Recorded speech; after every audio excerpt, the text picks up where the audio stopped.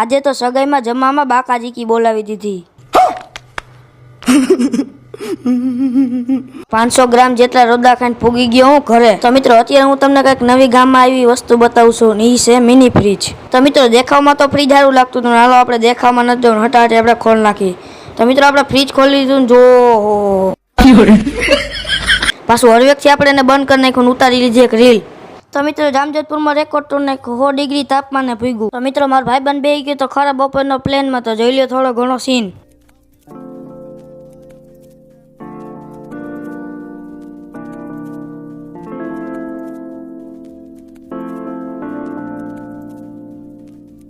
તો મિત્રો તડકો બહુ લાગતો તો આપણે લેવા લચ્છી. તો તમારા ગામમાં તડકો હોય તો કરી નાખો કોમેન્ટ.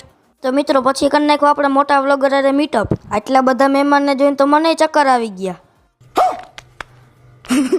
તો મિત્રો આવી ગયો તો હાથમાં પેડાનું બોક્સ. તો થોડી ઘડી પેડાની બાકાજી કી બોલાવી લીધી. તો ક્યાં નાચો મે? પછી તો હું માર કલેજો નીકળી ગયા મારા જૂના ઘર બાજુ. 17 લાખ જેટલા પગથિયા ચડીને પછી તો મેં એક ઈટ ઉપાડી લીધી.